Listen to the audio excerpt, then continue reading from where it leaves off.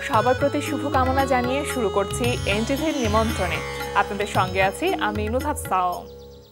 দর্শক এনটিভির নিমন্ত্রণে অনুষ্ঠানটি শুক্রবার ছাড়া সপ্তাহের প্রতিদিন সকাল ৯:৩০ এনটিভির পর্দায় দেখতে পাবেন।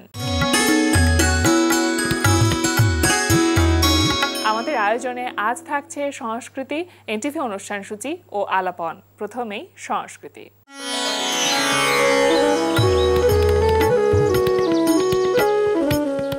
৬৭/৪ পায়োনিয়ার রোডের অনুষদ থিয়েটারের নিজস্ব স্টুডিওতে আগামীকাল মঞ্চায়িত হবে অনুষদ থিয়েটার প্রযোজিত নাটক বুদ্ধিজীবীর বাসায় শয়তান।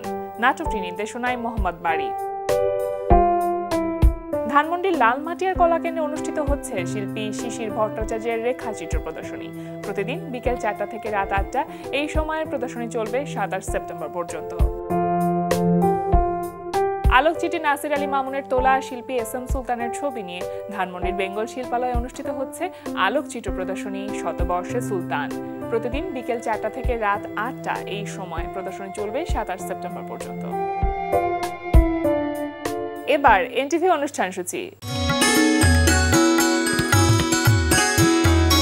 এবার জানিয়ে দিচ্ছি এনটিভির আজ রাতের বিশেষ বিশেষ অনুষ্ঠানগুলির সময়সূচি। সন্ধ্যা ৬:১৫ থাকছে সমসাময়িক বিষয় নিয়ে অনুষ্ঠান সংলাপ বিতরণ।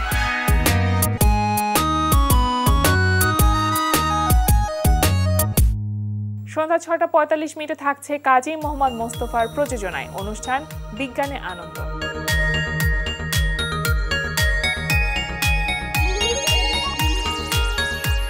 রাত ৮:২০ থাকছে গোলাম মুক্তাদিরের পরিচালনায় ধারাবাহিক নাটক কাজিনস। আচ্ছা, ওই আমতালিব সাহেব কোম্পানির নাম কি আপনার? ইওর কোম্পানির name? The real Belal the real estate. বাইচি তুমি জানো না, আমার তো চোখ খুলে দিয়েছো দাদা ভাই। আমরা যে পানি খাই ওটা পানি না, বিষ। এতদিন পানি মনে করে আমি বিষ খাইতাম, তুমি ওই পানি খাও না। কি দাদা ভাই? রাত ৯:৩০ থাকছে একক নাটক। এক্সকিউজ মি, আমি কি আপনার সাথে একটু কথা বলতে পারি? না, পারেন না। আপনাদের মতো ছেলেদের আমরা খুব ভালো করে চেনা আছে। এই যে শুনছেন, দাঁড়ান। সালনা ভাই। আসসালামু আলাইকুম। ওয়ালাইকুম সালাম। তুমি নিশ্চয়ই রাতুলের বউ, মানে আমাদের বৌমা। আমাদের রাতুলের পছন্দ আছে। যে আমাদের মধ্যে কিচ্ছু নাই, আমরা স্বামী স্ত্রী না। এই দাঁড়ান, শোনেন না, আপনি বুঝতেছেন এই বিষয়ে যদি আপনি মা বাবাকে কিছু জানান আমাদের দুজনকেই বাজে মনে করবে।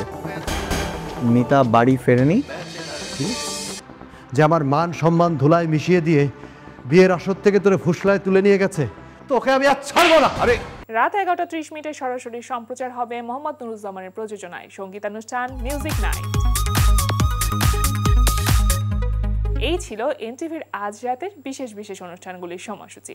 এবার আলাপন। সম্প্রতি প্রেক্ষাগৃহে মুক্তি পেয়েছে পূর্ণদৈর্ঘ্য চলচ্চিত্র নন্দিনী। এই চলচ্চিত্র নিয়ে কথা বলতে আজ আমাদের সঙ্গে আছেন লেখক পরিতোষ বারোই। শুভ সকাল। শুভ সকাল। কেমন আছেন ভাইয়া? জি, ভালো আছি। খুব ভালো লাগছে আপনাকে পেয়ে। যেমনটি বলছিলাম দর্শককে যে সম্প্রতি চলচ্চিত্র মুক্তি পেয়েছে নন্দিনী, এবং খুবই আনন্দের একটি বিষয় যে এই চলচ্চিত্র নির্মাণ করা হয়েছে আপনার লেখা একটি উপন্যাস নরক নন্দিনী অবলম্বনে। তো নিঃসন্দেহে খুব ভালো লাগার কথা। কেমন লাগছে? হ্যাঁ, এই অনুভূতি আসলে দারুণ। অনুভূতি যদি আপনি ওইভাবে বিশ্লেষণ করি তাহলে মনে হবে যে কি এখন মানে অসময়ে বসন্ত চলে আসছে, এরকম একটা অনুভূতি আর কি। দারুণ লাগতেছে। যখন এই উপন্যাসে লিখেছিলেন তখন কি এটা মনে হয়েছিল কখনো যেটা নিয়ে চলচ্চিত্র নির্মিত হতে পারে? অনেক কঠিন প্রশ্ন আসলে। যখন সাহিত্য বা যে লেখক সৃষ্টি করে সেটা যে কোথায় যাবে এটা আসলে চিন্তা করে সৃষ্টি করে না, সে তার মতো সৃষ্টি করে যায়। যখন এটা কারো ভালো লাগে তখন তার ওইটা থেকে আবার পুনর্নির্মাণ হয়, সেটার মধ্যে চলচ্চিত্র হয়, অন্য কিছু হয়, পাঠকের ভালো লাগা তৈরি হয়। লেখক দেখা গেছে আমি যেটা লিখছি, যেটা আমার কাছে খুব ভালো লিখছি, সেইটা পাঠক খুব একটা পছন্দ করে নাই। আচ্ছা। আবার আমি যেটা বেশি পছন্দ করি নাই, পাঠক ওইটাই আমাকে বেশি গ্রহণ করেছে।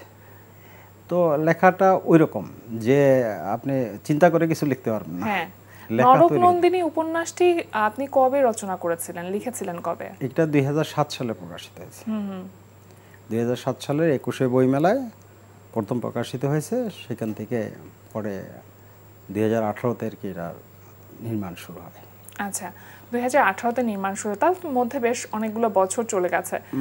এই যে 2007 সালে আপনি যখন উপন্যাসটির প্লটটা লিখছেন, তখন তো বেশ কিছু হয়তো চরিত্রগুলো আপনার মাথায় ছিল এবং চরিত্রগুলোকে আপনি আপনার মতন করে দেখেছেন, কিন্তু যখন চলচ্চিত্রটি নির্মাণ করা হয়েছে তখন আসলে আপনার কল্পনার কতখানি স্পর্শ করতে পেরেছে? এখন প্রথম কথা হলো উপন্যাসটা তো আমার সন্তানের মতো, আর এই গল্পটা যখন সাজায় তখন তো স্ক্রিপ্ট রাইটার বা পরিচালক তার মতো করে একটু মডিফাই করে, বা চলচ্চিত্র নির্মাণের জন্য কিছুটা সে মডিফাই করবেই। চলচ্চিত্র নির্মাণের উপযোগী করে তোলবার দায়িত্বটা তারা পালন করছে। করার পরেও আমাকে আসলে স্ক্রিপ্টটা দেখাইছে, স্ক্রিপ্টটা আমি পড়েছি।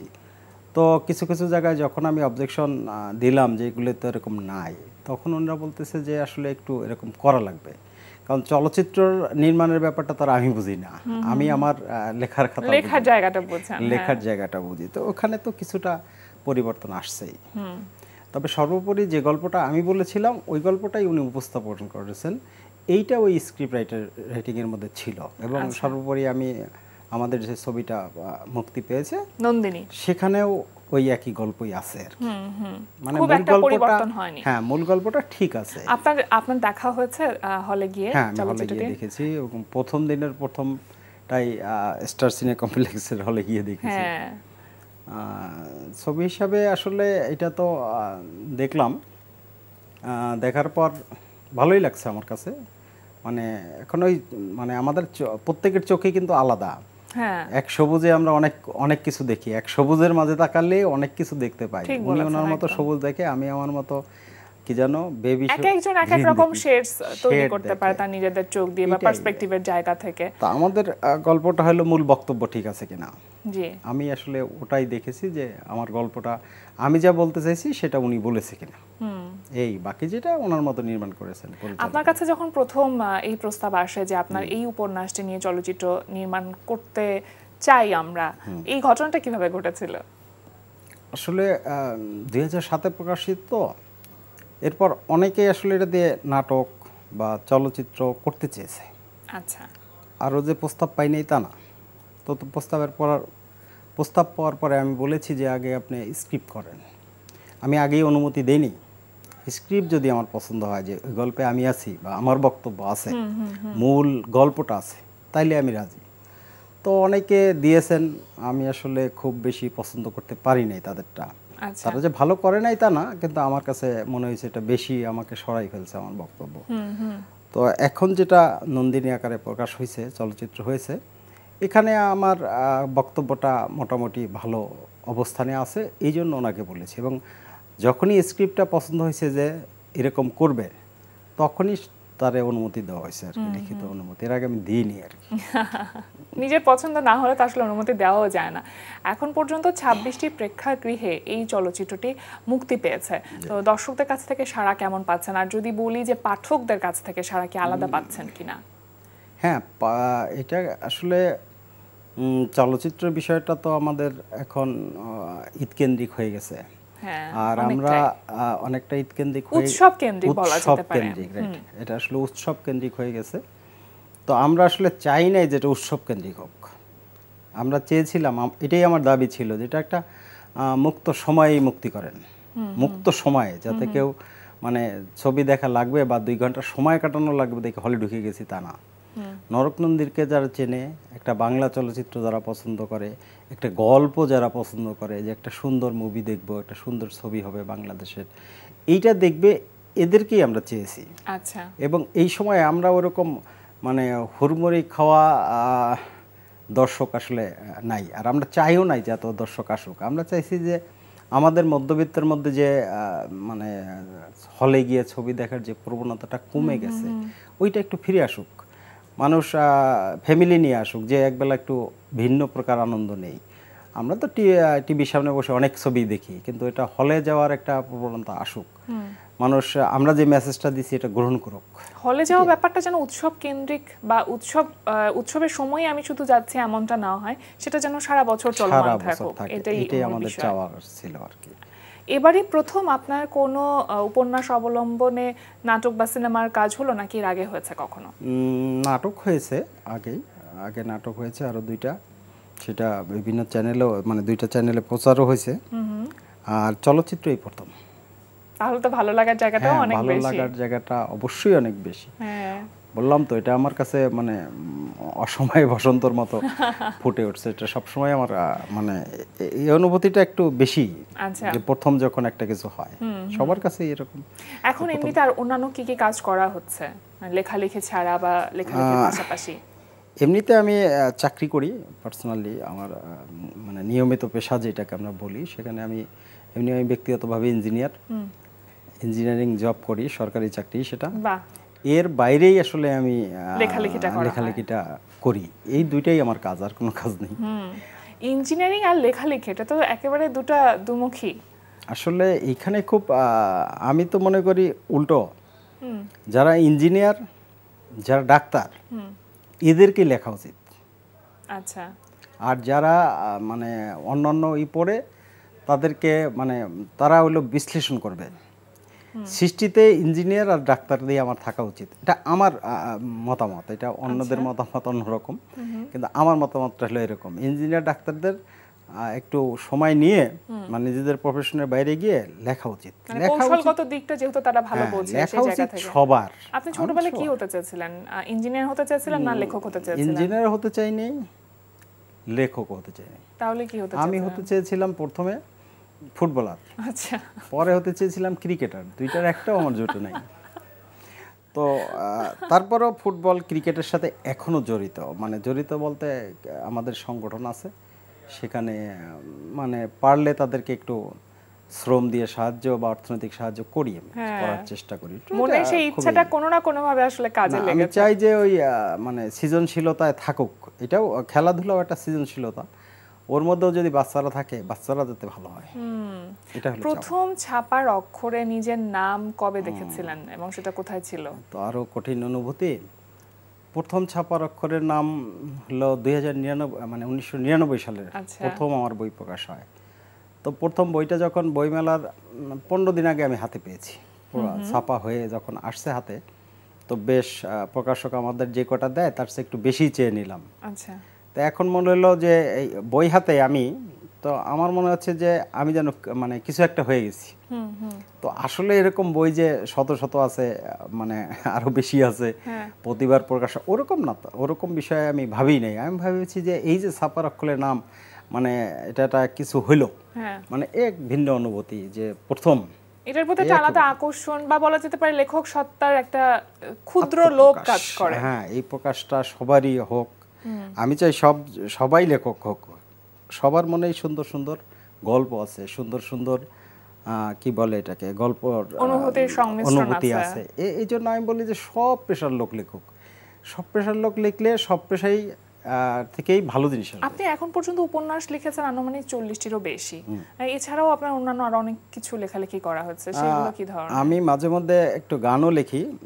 আমার প্রায় মানে ইউটিউব নিয়ে 50টার উপরে গান আছে। আর এই নন্দিনী চলচ্চিত্র আমার একটা গান আছে।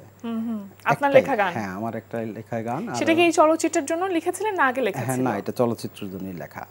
আমাকে পরিচালক 2টো দিতে বলছিলেন, না, আমি বলছি যে আমি দিতেই চাই না, কারণ পুরা লেখাটাই আমার। সব যদি আমি লিখি তো মনে মানুষ ভাবে যে আমি বোধহয় সব করতেছি, এটা হবে না। আমি একটা দিচ্ছি, সেটা হলো ও পরাণ পাখি। এটা এখনো পর্যন্ত নন্দিনীর জন্য সবচেয়ে ভালো গান আর কি। এটা গেয়েছেন জনপ্রিয় শিল্পী কাজী শুভ। আচ্ছা, সুরও করেছেন উনি নিজে, এবং আমার ধারণা যে গানটা অনেক ভালো হয়েছে এবং এটা দীর্ঘদিন টিকে থাকার মতো একটা গান। অবশ্যই। শুধু আমার গান লেখা দেখে বলছি না, এই গানটার সুর এবং তার গায়কী অসাধারণ হয়েছে। মানে সবকিছুর সংমিশ্রণেই তো আসলে একটা ভালো সৃষ্টি তৈরি হয়। বাকি গানগুলিও ভালো, আমাদের লিখেছেন, বাকি 4টা গানও খুবই ভালো, সেগুলিও প্রকাশ হয়েছে। আমার সবকটা গানই ভালো, কিন্তু এটাকে একটু সবাই আলাদা করে রাখতেছে বলে আমিও একটু আলাদা করে রাখলাম। সালমা কোন গানটি গেছে তাহলে? সালমা গিয়েছেন ওই যে যাও ভেসে যাও, আচ্ছা, এটাও খুব হয়েছে, আমার প্রিয় হয়েছে। কিন্তু ওই লেখকও আমাকে বলেছেন যে আপনার লেখাটাই সেরা এখনো। তো তার মূল্যায়ন থেকে আমি বলতেছি আর কি, খুব বেশি মোটামুটি যারা যেখান থেকে আমাদের রেসপন্স করতেছে, আমার পাঠক, আমার সবার কাছে দর্শক, সবার কাছ গ্রহণযোগ্যতাটা থেকে বেশি গ্রহণযোগ্যতাটা পেয়েছে। বেশি পেয়েছে এই আর কি। আচ্ছা, তো এইটার আবার ভিন্ন অনুভূতি, যে চলচ্চিত্রে একটা গান লিখলাম সেটাই আবার আমার কাছে ফেরত আসতেছে, এটার অনুভূতিটা অনেক ভালো আর কি। যে আসলে আমি গান লেখায় অত পটু না, যতটা আমি উপন্যাসে স্বাচ্ছন্দ্য বোধ করি, যে এই উপন্যাস লিখে যে মজাটা পাই, গানটা আমার কাছে আরো কঠিন মনে হয়। আপনি যেমনটা বলছিলেন যে উৎসব কেন্দ্রিক না হোক চলচ্চিত্র, অনেক সময় হয় না যে বই যারা লিখেন, লেখক যারা, তাদের বই লেখার ব্যাপারটা হয়ে যায় বই মেলা কেন্দ্রিক। আপনার ক্ষেত্রে কি, আপনি কি সারা বছর আসলে বই প্রকাশের ব্যাপারে উৎসাহী বা আগ্রহী থাকেন কিনা? বই আসলে ওই একই ধরনের হয়ে গেছে, উৎসব কেন্দ্রিক হয়ে গেছে। প্রকাশকরা যা করে, মানে প্রকাশিত প্রত্যেকেরই তো ব্যবসার একটা পলিসি থাকে, তারা মনে করে যে এই সময় যদি প্রকাশ করি কিছুটা ওই বিক্রি সহ কিছুটা লভ্যাংশ তারা তুলে নিতে পারবে। এইটা যদি এই রীতিটা ওইখান থেকে পরিবর্তনে আসা উচিত। প্রতি এখন তো আবার অনলাইনে যেহেতু অনেকগুলো আমরা দেখি যে বই সেল হচ্ছে, সেক্ষেত্রে হয়তো লেখকের সম্মানিটা বা ওই কপিরাইটের ব্যাপারটা থাকে। ওইগুলি তো থাকে, এখন সবকিছুই আছে, সবকিছুর বাইরেও অনেক কিছু থাকে, এগুলি সবাই জানে। সেটা না, আমি বলতেছি যে সব সময় কিছু না কিছু প্রকাশ হতে থাকলে, মানে এই যে একটা কেন্দ্রভূত হয়ে, যেমন আমরা উৎসব কেন্দ্রিক হয়ে গেছি, আমরা এখন বইমেলা কেন্দ্রিক হয়ে গেছি, এখান থেকে এই জায়গা থেকে আমাদের একটু বের হয়ে আসাটা দরকার। আচ্ছা, চলচ্চিত্র তো হলে গিয়ে দর্শক দেখছে, কিন্তু তারপরও যারা এখনো পর্যন্ত দেখেনি তাদের জন্য যদি আপনি একটু বলে দেন যে এই চলচ্চিত্রে কারা কারা অভিনয় করেছেন? এখানে করেছেন ইন্ডিয়ার, মানে কলকাতার নায়ক ইন্দ্রনীল নায়কের ভূমিকায়। এখানে আছেন নায়িকা নাজিরা মৌ, উনি প্রথমে নাটক করতেন, ওনারও এটা প্রথম চলচ্চিত্র। আর আছেন আমাদের ফজলুর রহমান বাবু, তারপরে ইরেশ জাকের, এরা আরও ছোট ছোট অনেকগুলি চরিত্র আছে, মেইন ক্যারেক্টারগুলি আর কি রিপ্রেজেন্ট করে। তো সেক্ষেত্রে চলচ্চিত্রের এদের যদি অভিনয় ধরি, অভিনয়ের দিকে যাই, যে কি অভিনয় করলো, আমার কাছে মনে হয়েছে যে প্রত্যেকেই তার জায়গার থেকে খুবই সুন্দর অভিনয় করছে। মানে কিছু কিছু চরিত্রের এত সুন্দর ফুটিয়ে তুলছেন যে আমি আমার শব্দ শৈলীতেও অত সুন্দর করে তুলতে পারিনি, এটা আমার মনে হয়েছে। দারুণ দারুণ, ভীষণ ভালো লাগছিল ভাই আপনার সাথে কথা বলতে। নিঃসন্দেহে নন্দিনী চলচ্চিত্র যেন আরো অনেক ভালোভাবে দর্শক গ্রহণ করে সেই প্রত্যাশা করছি। আজকে আমাদের আয়োজনে আসবার জন্য, সময় দেওয়ার জন্য আপনাকে অসংখ্য ধন্যবাদ। ধন্যবাদ এনটিভির সকল কলাকৌশলীর ধন্যবাদ, আপনাদের সকলকে শুভেচ্ছা। প্রিয় দর্শক, আমরা চলে এসেছি অনুষ্ঠানের শেষ প্রান্তে। অনুষ্ঠান সম্পর্কে আপনার মতামত জানাতে মেইল করুন এনটিভি নিমন্ত্রণে @ntvbd.com। বিশ্বের যে কোনো প্রান্ত থেকে যে কোনো সময় এনটিভি নিমন্ত্রণে দেখতে ভিজিট করুন আমাদের পূর্ণাঙ্গ ওয়েব পোর্টাল www.ntvbd.com। এছাড়া এনটিভি সব জনপ্রিয় অনুষ্ঠান ও খবরের আপডেট পেতে ভিজিট করুন আমাদের ইউটিউব চ্যানেল ও ভেরিফাইড ফেসবুক পেজে। সবার মঙ্গল কামনায় আজকের মতো এখানেই শেষ করছি। সবাই ভালো থাকুন, সুস্থ থাকুন, সুন্দর হোক আপনার প্রতিদিন।